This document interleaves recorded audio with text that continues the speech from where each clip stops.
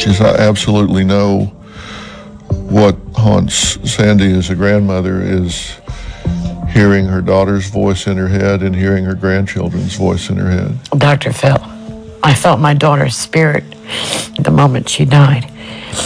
Something woke me up, and I sat at the foot of, sat up, and a spear went through my forehead, and I heard the Holy Spirit say, Shanann. And I said, Holy, something happened to my daughter. I knew. I swear to God, I knew. I woke up Frankie. I woke up the whole house. I said, something's wrong with Shanann. I'm telling you, something's wrong. And we didn't know she was missing yet. We didn't know anything. But you knew. She knows all the time. She's got intuition. I don't know how she knows these things. So what did y'all think when she came to you and said this? Oh, I didn't think anything of it. Yeah, I was like, Mom, you're just worried. She's probably sleeping. Nothing of it. What did you learn about Nico at the time Shanann's life was taken? We didn't know if it was a boy or girl yet. They had found out, but they were waiting to release it. Thursday night they found out. Wow. And they were going to do a coming out party of being a boy, but they put that on freeze because he was being strange, distant. Yeah. And so the baby was alive when her life was taken? Yes. And Chris was saying, to protect himself, that the baby wasn't his, and then they tried to say that the baby wasn't alive. So I had to give rights of my grandson to the place to prove that the baby was alive and it was Chris's. And so there's a medical report now that confirms that. Absolutely. Yes. So we know now that the baby was alive. Yes. And the baby was Chris's. Yes. So we have 3 children murdered here, not 2. That's right. You had a real strong connection as a grandmother to Bella and Cece, Absolutely. right? Absolutely. We know that Cece was murdered with her blanket that she loved so much. Yes. Do you torture yourself with wondering what they were thinking in those final Every moments? second of my life. And what do you say to yourself? That they were screaming for their mom and us. No doubt in my mind. I dream about it all the time. I say to Frankie every day, I bet you she was screaming for her Nana and her Uncle Frankie and her Papa. No doubt in my mind. We lived with them for 15 months. Our daughter had lupus, so I closed up my salon and moved to Colorado to help my daughter with Cece. So I was there in a heartbeat. You may disagree with this, and I don't mean to impose my beliefs on anyone, but I do believe in afterlife awareness. Mm-hmm. And I do believe that Shanann and Nico and Bella and Cece have access. And what did they say to me when they came to see me? Have they? Yes. And what did Cece say? The first night when they found Shannon's body, I'm going to be honest with you, Dr. Phil. I was laying in the bed weeping so hard, talking to God, and I said, I could just end my life now and go find my daughter. I had fallen asleep. The next morning, I get a phone call, and they found Shannon's body. I said, do you want me to identify her on the phone? And he said, yeah, you could do that. And I said, is she beautiful? He said, yes. I said, does she have black hair? And he said, yes. And I said, then you have my daughter. That night, I was laying in bed, and I just felt a presence, and I heard my daughter. I felt her, and I heard her say, I love you, Mommy, and I'm sorry. She told me she was at peace. I finally fell asleep with my daughter at my presence, and she slept with me. I just felt her. The following day, I get a phone call, and they said, Sandy, we found your granddaughter, but we're not sure which one. And I said, Bella's a little taller. She's pretty slimmer. She don't get a little belly. And if you pull her hair up a little bit, because I do their hair, and it would be so long, and then I realized all the oil, they would never know.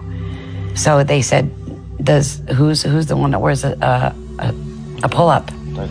And I said, that would be Cece. They said, well, then we have Cece. And I said, well, keep going. I said, find my Bella. And 2 hours later, they did. It was hard for them to even tell us. You could hear it in their voices. I couldn't imagine trying to be in their shoes, trying to tell the parents what they just found.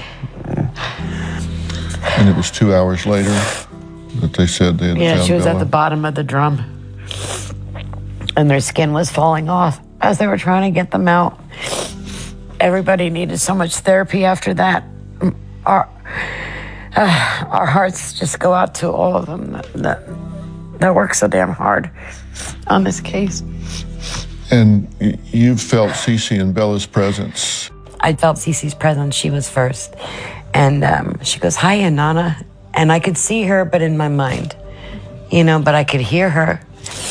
And she said, "You've been always so good to us, Nana. And we love you with our soul."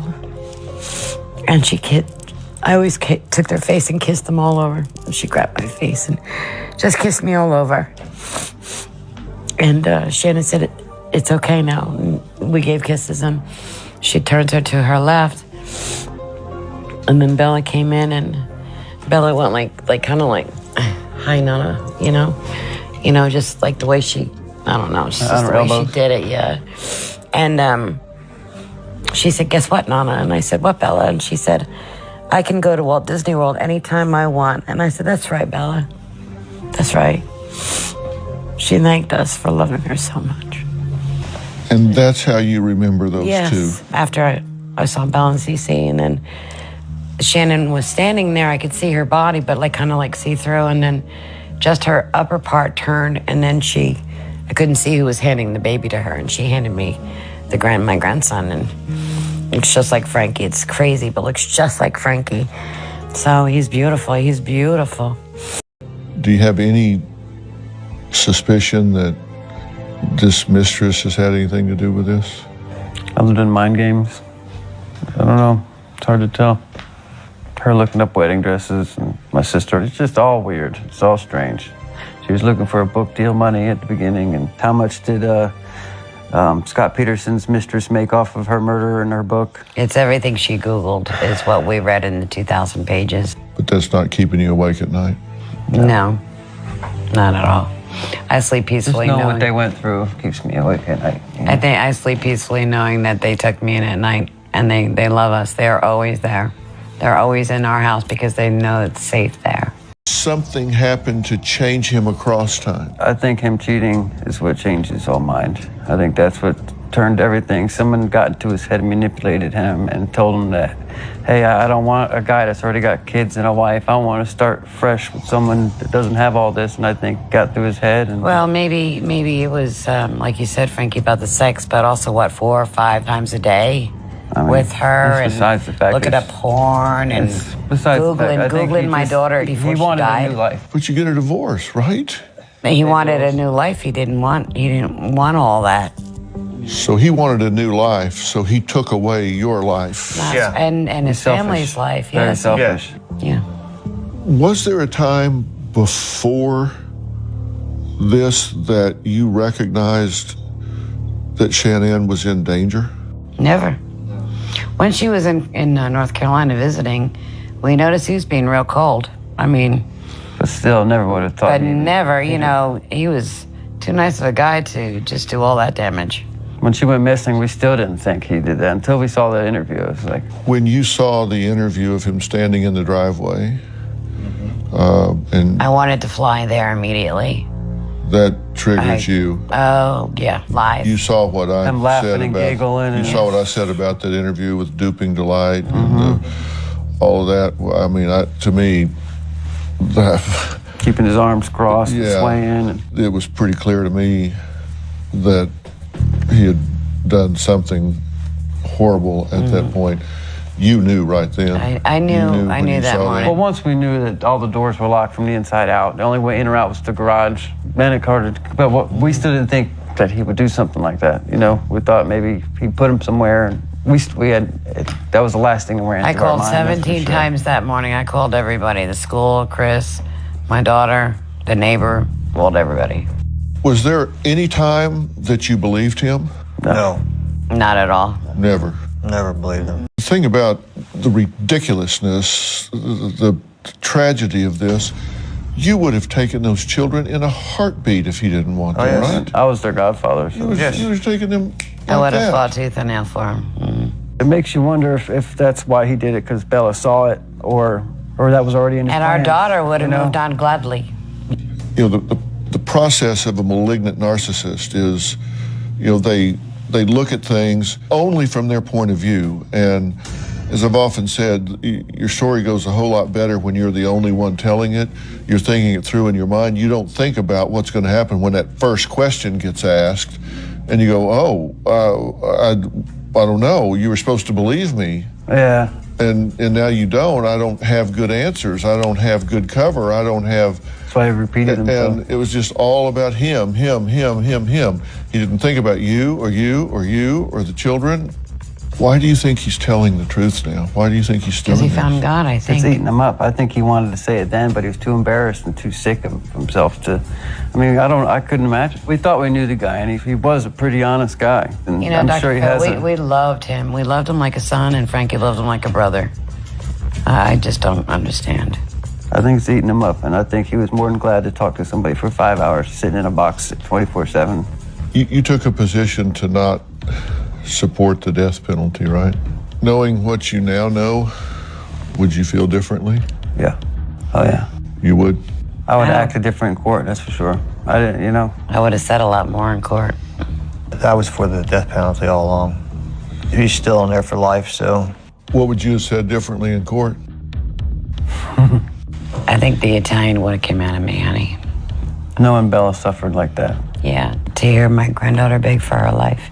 Yeah, it's pretty rough. Well, see, we didn't know what the DA had said the day of court either, that she had bitter tongue. We never knew any of that until that day. So that hit us real hard, too. And we didn't know that she was face down in the dirt, like a piece of dirt. No blanket, Yes, no blanket that's on her, pretty nothing. We got permission from his side of the family to have the grandchildren and bury our grandchildren with their mom. But it was, the hardest thing was flying them here because they were in crude oil for 4 days. So they were flammable. So we couldn't cremate them. They would have blown up a building. They had to have a bigger coffin, and then they had to seal it with a certain kind of wrap so the gases wouldn't leak out. That's pretty sad, isn't it? So we three here never got to say goodbye to our family or see them It was highly... or hug them or to tell them that we love them like some did. We would have had to sign a release if we wanted to see them. That's how bad. Knowing what you now know, what would you say to Chris Watts? Same question I've had. Why?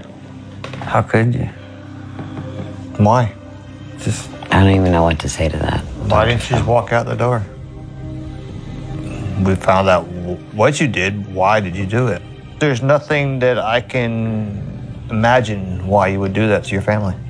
You want another life, go open the door and leave. I mean, seriously, our daughter would have made it without, you know, his help. I mean, if he wanted to sign his rights over, he could have done that. You have a voice and a power here that needs to be used in that regard. But I'm still on a mission for my daughter and my grandchildren because they wanted to live.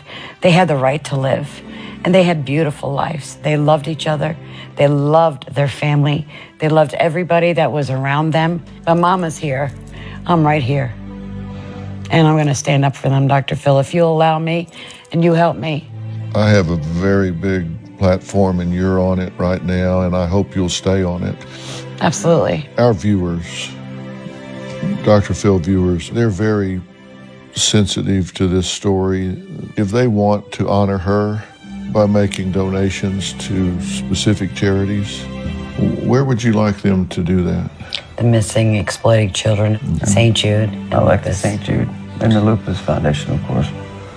We will make those three prominently known and ask our viewers to, they really want to honor this wonderful mother and these precious, precious children. Thank you. As we look here at these beautiful, beautiful images, I want these beautiful images to be burned into the minds and hearts of America.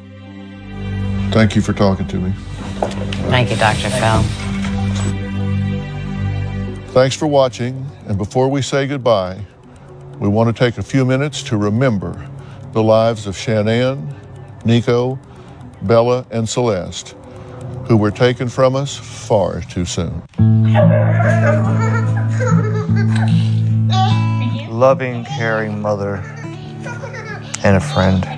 You stuck in there?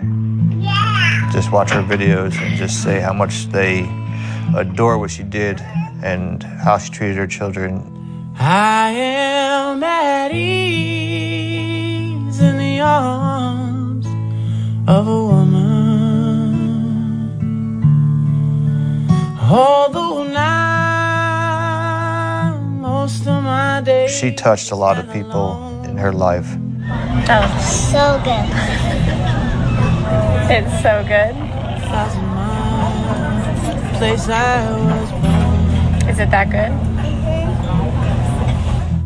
But when she wakes me, she takes me back home. Na. Wave. Little kisses.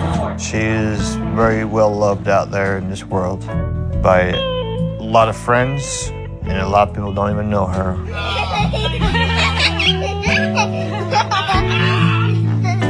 Hi. 1,000 miles, the place I was born. When she wakes me, she takes me back home. I am at ease in the arms of a woman. Although now most of my days are spent alone.